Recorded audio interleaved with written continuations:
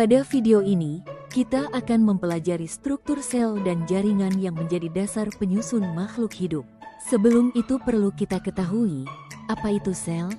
Sel merupakan unit struktural dan fungsional terkecil dari semua makhluk hidup. Secara umum, sel dibagi menjadi dua, yaitu sel prokariotik dan sel eukariotik. Sel prokariotik tidak memiliki membran inti. DNA berada di nukleoid dan organelnya masih sederhana. Contohnya adalah bakteri dan arkia. Sedangkan sel eukariotik memiliki membran inti dan organel yang lengkap serta kompleks. Jenis ini terdapat pada sel hewan, sel tumbuhan, protista, dan jamur. Struktur utama sel. 1.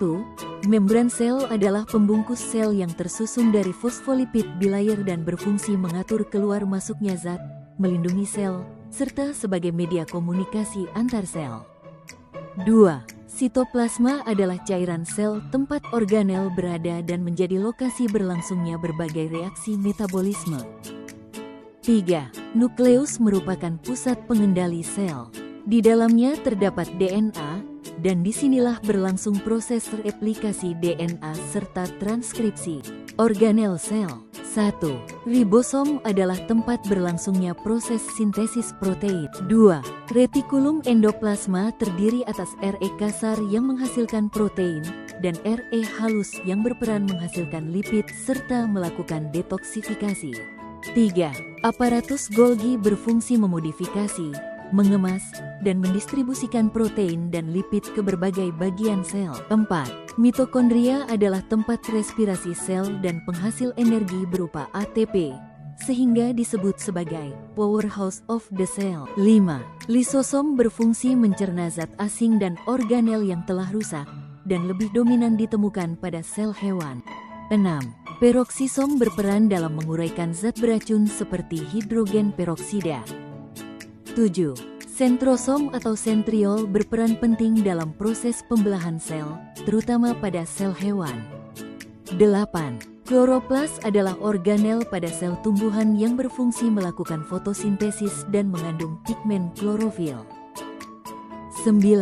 Vakuola pada tumbuhan berukuran besar dan berfungsi menyimpan air serta menjaga tekanan turgor.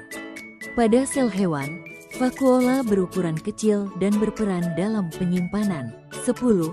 Dinding sel memberikan bentuk, kekuatan, dan perlindungan tambahan pada sel tumbuhan, jamur, dan bakteri. Perbedaan sel hewan dan sel tumbuhan. Sel hewan tidak memiliki dinding sel dan kloroplas, vakuolanya kecil, serta bentuknya lebih fleksibel. Sedangkan sel tumbuhan memiliki dinding sel, kloroplas, vakuola besar, dan bentuknya lebih kaku. Secara umum, sel berfungsi mengatur metabolisme, menghasilkan energi, melakukan replikasi dan pertumbuhan, merespons rangsangan, menghasilkan biomolekul, serta melakukan transport zat. Selanjutnya, kita akan membahas jaringan. Jaringan adalah sekumpulan sel yang memiliki bentuk dan fungsi yang sama, dan bekerja sama untuk melakukan tugas tertentu. Adapun macam-macam jaringan. 1. Jaringan epitel tersusun rapat, tidak memiliki pembuluh darah, dan melapisi permukaan tubuh. Fungsinya meliputi pelindungan, penyerapan, sekresi, ekskresi, dan menerima rangsangan. 2. Jaringan ikat memiliki banyak matriks dan mengandung serat kolagen atau elastin. Fungsinya mengikat jaringan, menyimpan energi, menopang organ, dan mengangkut zat seperti darah. 3. Jaringan otot terdiri dari serat otot yang mampu berkontraksi. Otot rangka menggerakkan tubuh, otot polos menggerakkan organ dalam, dan otot jantung memompa darah. 4. Jaringan saraf tersusun atas neuron dan sel glia. Fungsinya menerima rangsangan, mengirim impuls, dan mengatur respons tubuh. Jaringan pada tumbuhan. Jaringan tumbuhan adalah sekumpulan sel yang memiliki bentuk, struktur, dan fungsi yang sama, yang bekerja bersama untuk menjalankan tugas-tugas spesifik dalam tubuh tumbuhan. 1.